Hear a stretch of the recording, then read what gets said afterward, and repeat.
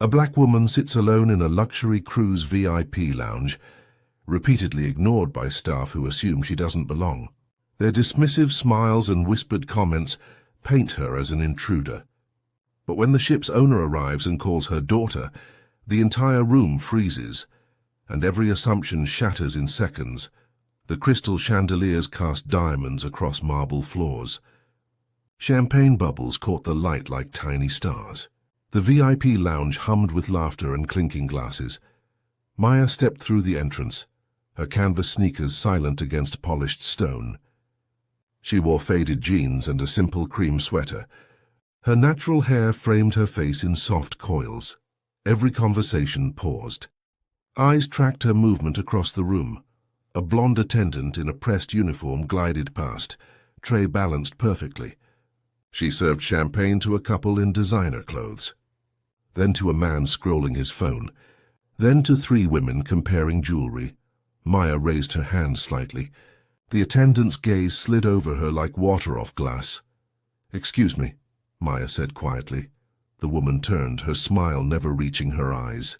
"The main deck lounge is 2 floors down. This area requires special access. I have VIP credentials." "Of course." The attendant's tone carried doubt wrapped in politeness. "And your cabin number?" Maya met her stare. "Royal Suite 7. The woman's eyebrow lifted. She glanced at a tablet, then back at Maya. There must be some confusion. That suite is reserved for distinguished guests. Other passengers watched now, some leaning closer to their companions. Whispers rippled through the space like wind through tall grass. Maya's jaw tightened. She reached for her phone. The attendant stepped closer, lowering her voice. "Perhaps you'd be more comfortable in the standard lounges. They're quite nice, truly." The words landed soft but heavy. Maya's hand stopped halfway to her pocket. Behind the bar, another staff member nudged his colleague. They exchanged knowing looks. "Hey, where are you from?" Drop your country in the comments below. And if you're loving this story, hit that like button and subscribe for more incredible true stories. Maya had boarded 3 hours earlier at the Miami port. The sun blazed against white paint and gleaming rails. Families posed for photos. Couples held hands.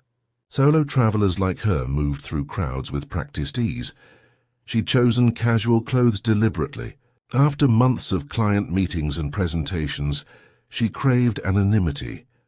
Just another passenger enjoying a week at sea. Her architecture firm had just completed a museum in Chicago. Awards lined her office shelves. Magazine features quoted her insights.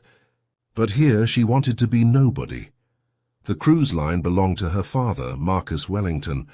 He'd built Wellington Maritime from a single ferry service 30 years ago. Now his ships crossed every ocean, carrying millions of passengers annually. This vessel, the Celestial Crown, was his masterpiece.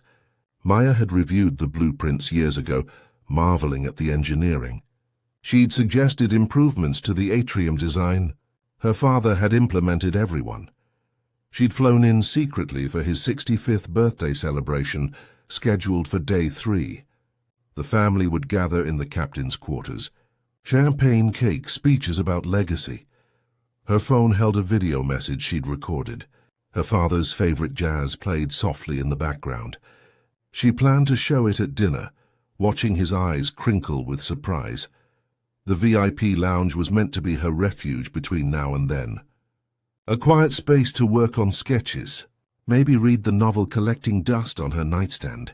Instead, she sat in a leather chair near the window, watching staff serve everyone but her. A young crew member passed with a tray of appetizers. He slowed, then caught sight of the head attendant shaking her head slightly. He veered away. Maya's stomach tightened. She'd experienced dismissive service before, in restaurants where hosts assumed she couldn't afford the menu, in boutiques where associates trailed her like security. But this was different. This ship belonged to her family. She thought of her mother, gone 5 years now. Eleanor Wellington had faced similar moments with quiet strength. "Let them reveal themselves," she'd say. "Truth always rises." Maya pulled out her tablet. She opened a design file, determined to ignore the cold treatment. Work had always been her anchor, but the stares continued. The whispers grew louder. 20 minutes passed. Maya's glass remained empty, while others received second rounds. She approached the bar. The bartender polished glasses with theatrical focus. "Could I get a sparkling water, please?" He glanced up, then past her. "VIP guests only." "I am a VIP guest, right?" He set down the glass. "Can I see your credentials?" Maya unlocked her phone, pulling up the confirmation email. Royal Suite 7, full VIP access. Her name clearly visible, Maya Wellington. The bartender squinted at the screen. "Wellington's a common name." "Excuse me? I'm just saying anybody could..." "Could what?" Maya's voice stayed level but hardened. The head attendant appeared, her nameplate reading Clarissa. She wore authority like perfume. "Is there a problem?" "I'd like service," Maya said. "I've been waiting 30 minutes. Clarissa smiled that same hollow smile. "And you've been asked to verify your access." "We have strict policies about lounge security." I showed my confirmation. "Digital documents can be altered." Clarissa gestured around the room. "You understand we must protect our legitimate guests." The words hung in the air. Several passengers turned fully now, no longer pretending disinterest. An older woman in pearls whispered to her husband. A man in a blazer smirked into his cocktail. Maya felt heat crawl up her neck. "Are you suggesting I forge my reservation?" "I'm suggesting you may be confused about your access level." Clarissa's tone dripped with false concern. "The main lounges are lovely. No shame in standard accommodations. I'm in the Royal Suite." "Which suite specifically?" 7. Clarissa tapped her tablet. Her expression shifted to something almost triumphant. "Suite 7 is registered to a Wellington family member. It's not open to general guests. I am a Wellington family member." The bar area fell silent. Someone coughed. Clarissa's smile widened. "Of course you are." "And I'm the Queen of England." She turned to the bartender. "Call security." "Let them sort this out properly." Maya's hands trembled. She clasped them behind her back. "That won't be necessary." "Oh, but it is." Clarissa addressed the room now performing. "We can't have people sneaking into restricted areas." "What kind of ship would this be?" A few passengers nodded. One man actually applauded. Maya's vision blurred at the edges. She thought of her mother's words. She thought of her father, somewhere on this vessel, unaware. She pulled out her phone again. Maya retreated to the window. Her reflection stared back, eyes bright with suppressed emotion. Outside, the ocean stretched endlessly. Waves caught sunlight and scattered it. The ship cut through water like nothing could stop it. Inside, conversations resumed. Laughter bubbled up again. The incident already fading into entertainment. Her phone felt heavy in her hand. One call would end this. Her father would appear within minutes. Heads would roll, but something stopped her. Pride, maybe, or curiosity about how far this would go. She'd spent her life proving herself. In architecture school, she'd been the only black woman in her graduating class. Professors questioned her designs until she won national competitions. Clients doubted her vision until she delivered spaces that made them weep. She'd learned to let her work speak, to rise above dismissal with excellence. But this felt different, more personal, more deliberate. Clarissa spoke with other staff members now, gesturing toward Maya. They laughed together, a tight circle of shared superiority. The young crew member from earlier hovered nearby. He kept glancing at Maya, then away. His discomfort was visible. Maya wondered how many times this happened. How many passengers faced quiet exclusion? How many complaints disappeared into bureaucratic silence? Her mother's voice echoed across years. Sometimes silence is strategy. Let them show you who they are completely. Maya sat down. She opened her messaging app. Typed, "Dad, we need to talk." "Not urgent, when you have time." She almost hit send. Her thumb hovered over the button, then she deleted it. Rewrote, "Dad, what's your policy on VIP lounge access? Curious about something. Still too obvious." She deleted again. The ocean whispered against the hull. The ship sailed forward, indifferent to human. Maya would wait. Document everything. Let the story complete itself. Then her father would learn exactly what happened aboard his flagship vessel. Maya closed her eyes. Memory surfaced unbidden. She was 8 years old, standing on the deck of her father's first real ship. Not the ferry. The actual cruise vessel that launched Wellington Maritime into legitimacy. Her father knelt beside her, pointing at passengers. See them, Maya? Every single person deserves respect. Rich, poor, whatever. They chose us. That's sacred, even if they're mean, she'd asked. Especially then. You don't know their story, their pain, their reasons. He'd squeezed her shoulder. But respect goes both ways. Anyone who works for me treats people right, or they don't work for me. That principle built his empire. Other cruise lines faced lawsuits and scandals. Wellington Maritime earned loyalty through dignity. Her mother had been the heart of that culture. Helena Wellington trained staff personally. She'd appear in dining rooms, lounges, cabins, testing service with secret shopper tactics. Maya remembered her mother returning from those missions, exhausted but satisfied. Found 3 stars today, she'd say. Stars meant exceptional employees. They received bonuses, recognition, fast-track promotions, but she also found problems. Staff who cut corners, managers who ignored complaints. Her mother documented everything, then sat with her father discussing solutions. They'd fired a cruise director once for dismissing a passenger's food allergy. The woman had called it attention-seeking. She was gone within 24 hours. Maya learned young. Luxury meant nothing without humanity. She'd carried that lesson into architecture. Her designs prioritized accessibility.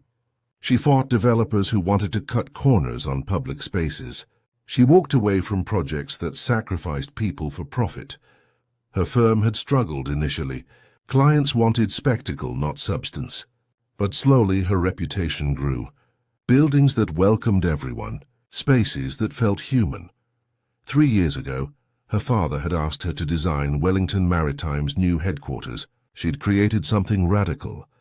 A building where every floor had ocean views, where janitorial staff shared amenities with executives. You're your mother's daughter, he'd said at the unveiling, eyes wet. Now sitting in this lounge, Maya felt her mother's absence like a physical ache. Elena would have handled this differently. She'd have charmed the truth out of Clarissa, made the woman confess her biases without realizing she was being evaluated. Maya wasn't her mother. She was quieter, more analytical. She documented and strategized, but she carried the same fire. Maya opened her voice recorder, pretended to check messages while the app captured sound.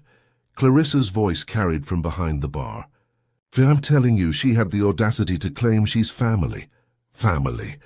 As if Marcus Wellington's daughter would dress like that. Another staff member laughed. Maybe she's confused. Saw the name on a website or something. More like trying to scam free upgrades.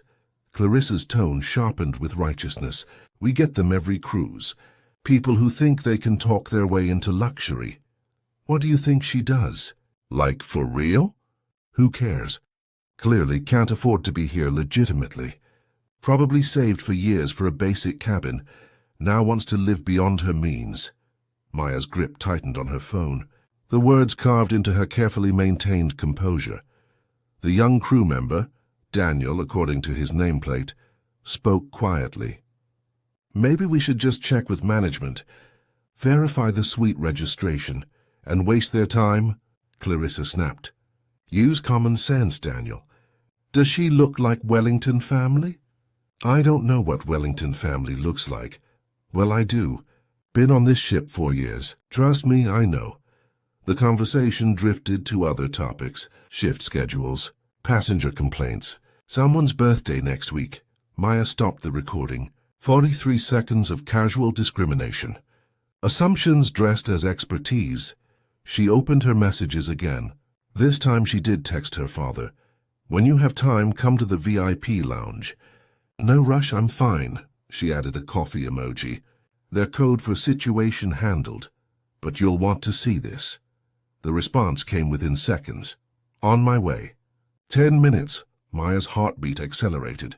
10 minutes. The length of a short presentation. The time it took to brew proper coffee. The span between now and revelation. She looked around the lounge. Clarissa distributed appetizers, her movements efficient and practiced. Other staff maintained the space with choreographed precision. Passengers enjoyed their haven of privilege. None of them knew. The countdown had started. Maya thought about recording video but decided against it. Audio was enough. Visual evidence might feel like entrapment. She wanted truth, not spectacle. Daniel passed with a tray.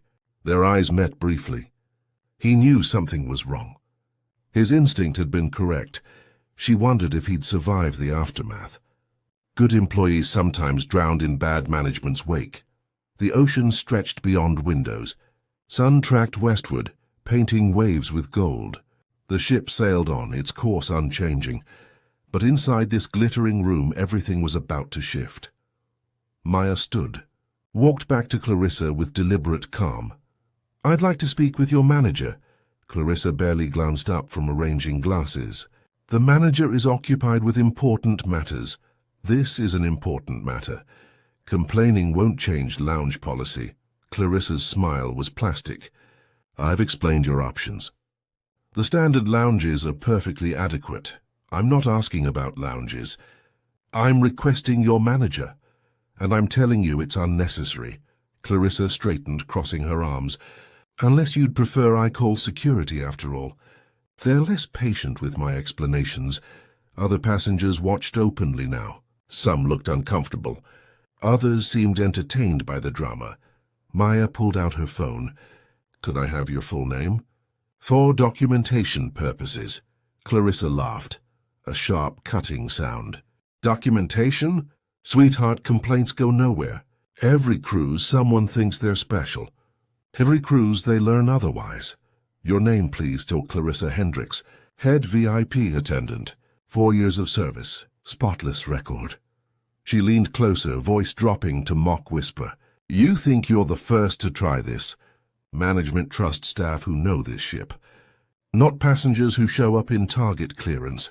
The insult landed deliberately. A few passengers gasped. One woman looked away, embarrassed for being witness. Maya wrote the name carefully. "And who else was involved in denying me service?" "Involved?" Clarissa gestured broadly. "Everyone here follows the same standards. We protect this space. That's our job." "I see," Maya's voice stayed level. "And those standards involve assumptions based on appearance. They involve recognizing who belongs." Clarissa's mask slipped slightly. Irritation flashed through. "Look, I don't make the rules, but I enforce them. This lounge maintains a certain atmosphere." "What atmosphere is that?" "You know what I mean." "Actually, I don't. Please explain." Clarissa's jaw tightened. She glanced toward her colleagues for support. They suddenly found tasks requiring intense focus. "This conversation is over." Clarissa turned away. "Enjoy the rest of your cruise.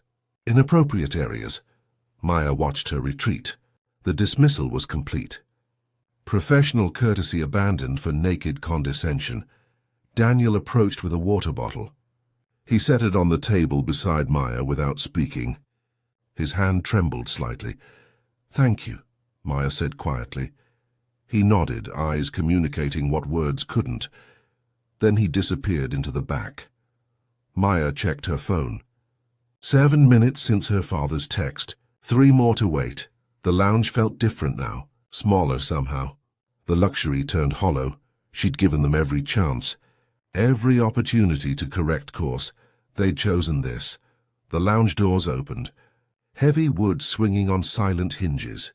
Marcus Wellington entered. 6 feet tall, grey threading through dark hair.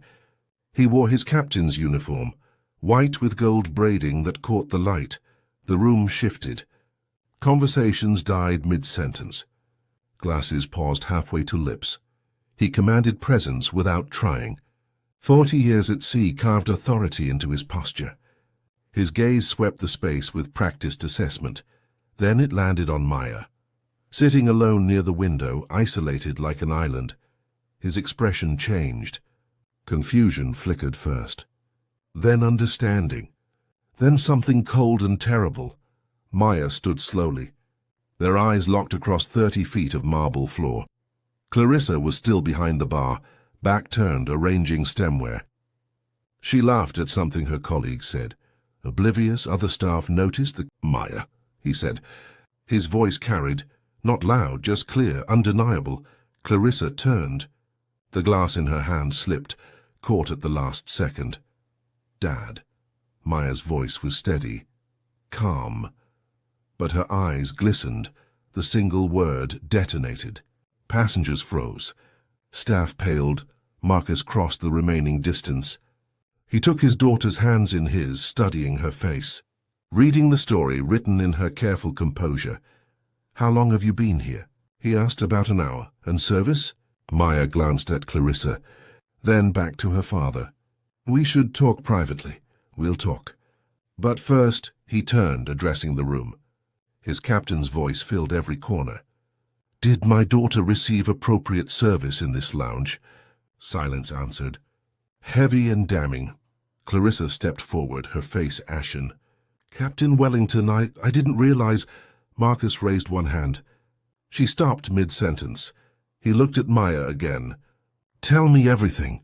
The ocean whispered against the hull. The ship sailed on, and in that glittering lounge the truth prepared to surface. The silence stretched like pulled glass, fragile, ready to shatter. Maya looked at the faces around her. Passengers who'd watched her humiliation like spectator sport.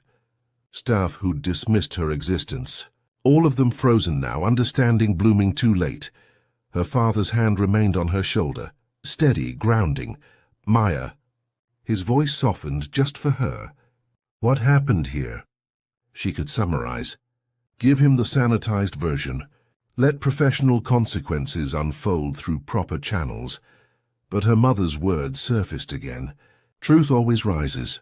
I was ignored, Maya said quietly. Repeatedly. When I requested service, I was told I didn't belong. That this space was for distinguished guests. Marcus's jaw tightened. Continue. I showed my reservation. Royal Suite 7. They suggested I'd forged it. That I was trying to access areas beyond my means. A passenger gasped. The sound cut through silence like a blade. I was told... Maya's voice caught. She steadied it. I was told to use the standard lounges. That I should be comfortable in appropriate areas. Marcus turned slowly. His gaze swept across staff members. Each one wilted under inspection. Clarissa tried again. Captain, there was a misunderstanding. We have protocols. Quiet. The single word carried absolute authority. He looked at Daniel, who stood near the back. You, what's your name?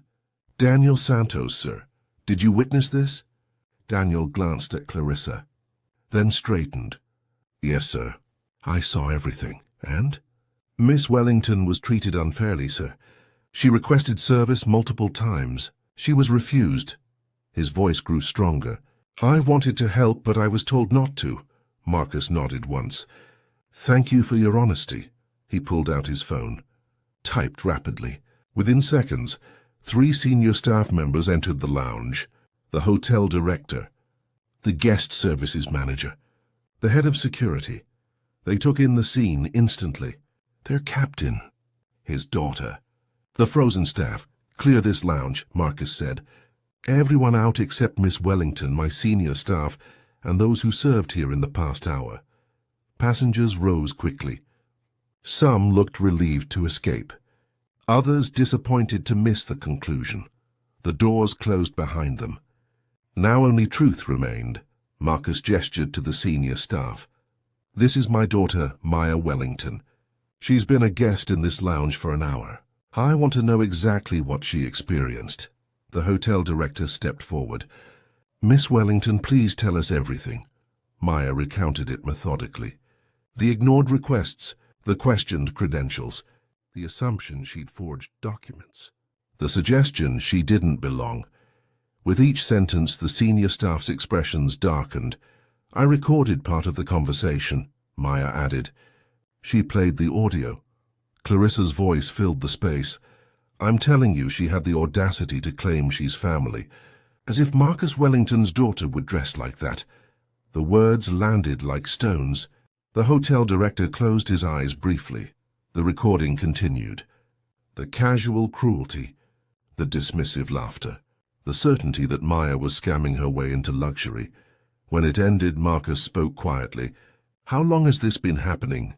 Sir? The guest services manager looked confused. How long have passengers been treated this way on my ship? Captain, I assure you this is an isolated... Don't. Marcus's voice cut clean. I've been sailing 40 years. I know what isolated looks like. This isn't it.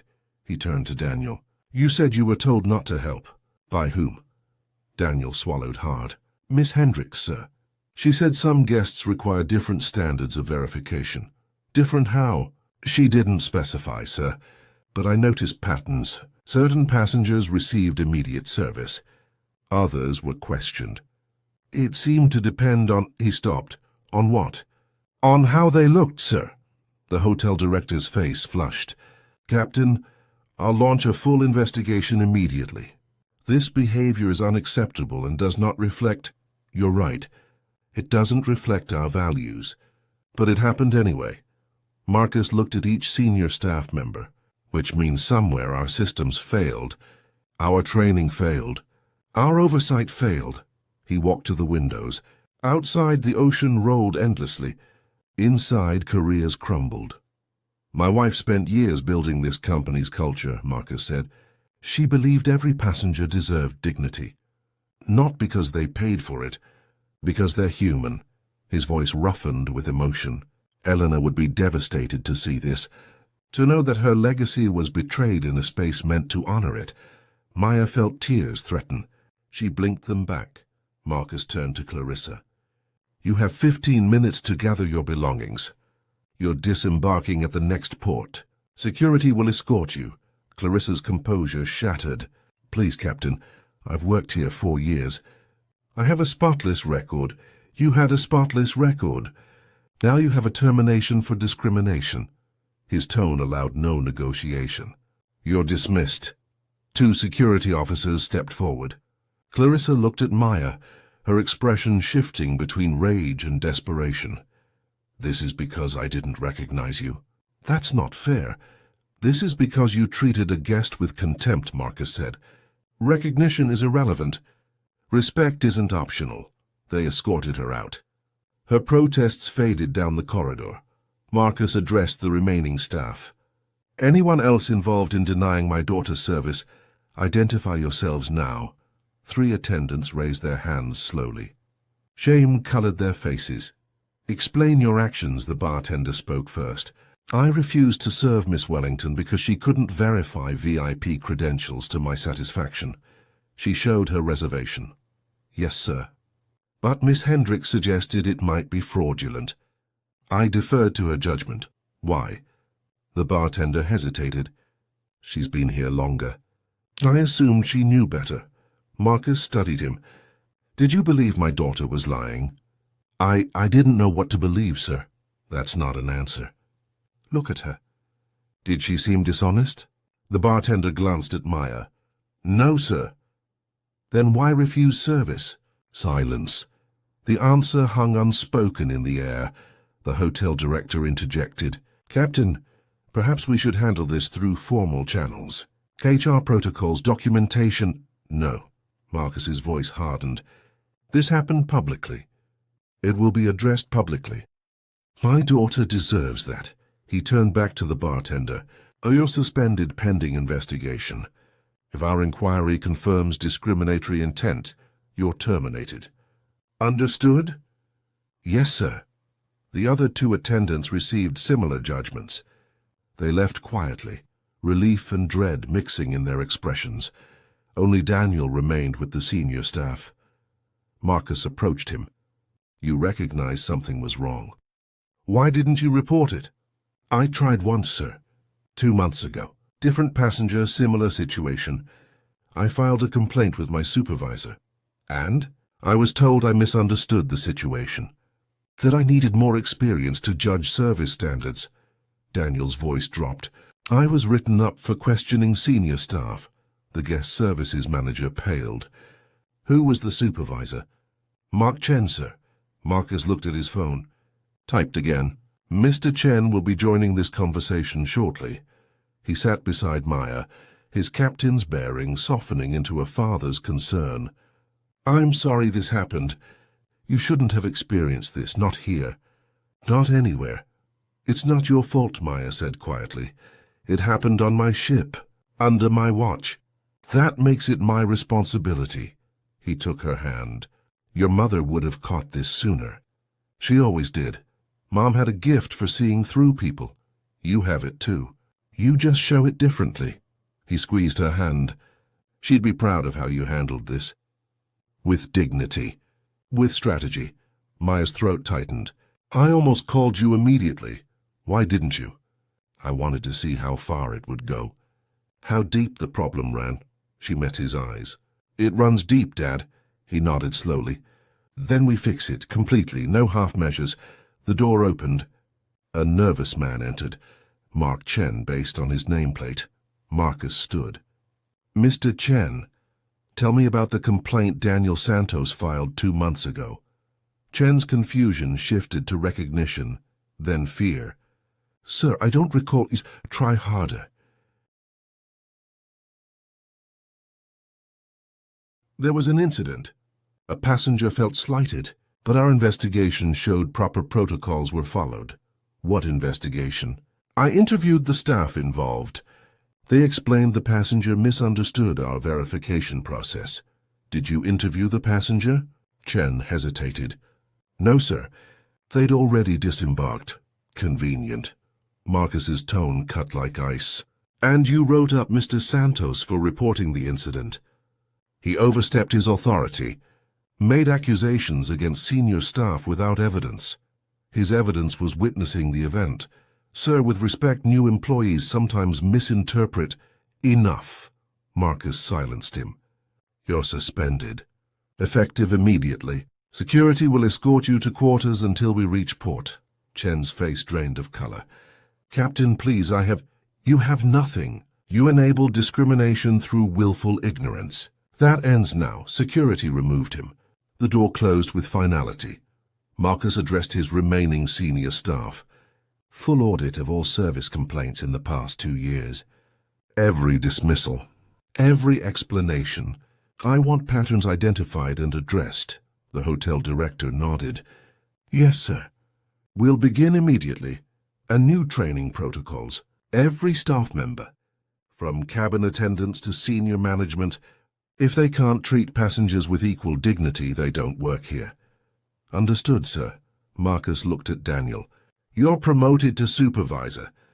Effective when we dock. You showed integrity when others showed cowardice. That's the culture we're building. Daniel's eyes widened. Sir, I don't know what to say. Say you'll maintain these standards. Even when it's difficult. Especially then, I will, sir. I promise. 3 days later, Maya sat in the VIP lounge again. The space felt different now. New staff members worked with careful attentiveness. They smiled at every passenger, verified credentials politely, made everyone feel welcome. Daniel supervised with quiet confidence. He caught Maya's eye and nodded. She nodded back. Her father's birthday celebration had been subdued but meaningful. The family gathered privately, sharing memories of Elena. Maya showed her video message. Her father cried openly. Now the cruise neared its end. Maya sketched designs for a new project, a community center in Detroit. She'd donate her fee to accessibility initiatives. A passenger approached, the woman in pearls from that first day. Excuse me, she said hesitantly. I wanted to apologize. I watched what happened to you. I should have said something. I didn't. That was wrong. Maya looked up. The woman's sincerity was evident. Thank you, Maya said. That means something. I've been thinking about it constantly. How many times I've witnessed unfair treatment and stayed silent. Because it wasn't my problem. Because it was awkward. The woman's eyes glistened. It was my problem, it is. We're all responsible for the world we create. Maya gestured to the seat beside her. What's your name? Catherine. Catherine Brooks. They talked for an hour. About courage and complicity. About the small choices that build culture. About responsibility. When Catherine left, Maya felt lighter. Change rippled outward in unexpected ways. Her father appeared out of uniform, wearing the casual clothes she'd bought him last Christmas. How are you holding up? He asked. Better. Thinking about Mom a lot. Me too. He sat beside her, gazing out at the ocean. She always said the right thing costs nothing but courage. I forgot that somewhere along the way. Got focused on operations and profits. You remembered, Maya said. That's what matters. Because of you. Because you made me see what I'd stopped looking at. He turned to her. Will you help me? Not just with this situation, but with rebuilding our culture. I need your perspective. Your mother's values with your vision, Maya considered. Her firm, her projects, her carefully constructed independence. But this was family. This was legacy. This was the work that mattered. Yes, she said. I'll help. They sat together, watching the sun paint the water gold. The ship sailed on, its course adjusted. Behind them, the lounge hummed with genuine warmth, staff and passengers interacting with mutual respect. It wasn't perfect. It never would be. But it was better. And that was a start. Maya stood at the ship's railing on the final night. Stars scattered across darkness like scattered diamonds. She thought about assumptions. How easily they form. How casually they wound. How thoroughly they distort reality. Clarissa had assumed based on appearance. Other passengers had assumed based on silence. Systems had assumed based on convenience. Everyone had been wrong. But Maya had learned something too. Silence wasn't always strategy. Sometimes it was self-protection. Sometimes it enabled harm. Her mother had been right about letting people reveal themselves. But revelation required witnesses willing to act on truth. Daniel had witnessed. Catherine had witnessed. They'd chosen courage over comfort. That's how change happened. One honest moment at a time. The ocean whispered its endless conversation with the hull. The stars wheeled overhead, indifferent to human drama. But humans weren't indifferent. Couldn't be. Shouldn't be. Maya pulled out her phone. She'd received messages from other passengers, sharing their own stories. Moments when they'd been dismissed. Times they'd stayed silent when others were mistreated. The conversation had started. Uncomfortable. Necessary. Real. Her father was implementing changes that would ripple through the entire company. Training programs, accountability measures, anonymous reporting systems. It wouldn't fix everything. Some people would resist. Some would fail, but the culture would shift, slowly, steadily, toward the values her mother had planted decades ago. Maya thought about her architecture, how she designed spaces where everyone belonged, where access didn't depend on assumption. She could do that here too, not with buildings but with systems, with expectations, with the simple radical idea that dignity was universal. The ship's horn sounded, low and mournful. A goodbye to open water, a greeting to shore. Maya turned from the railing. Tomorrow they'd dock. She'd return to her life, her work, her carefully ordered world, but she'd carry this with her. The memory of being unseen, the power of being acknowledged, the responsibility of those who witness. Her mother's voice echoed across the years, across the water, across the distance between who we are and who we become. The real measure of luxury isn't what you own, it's who you choose to be when no one's watching. And the truest power isn't in demanding respect, it's in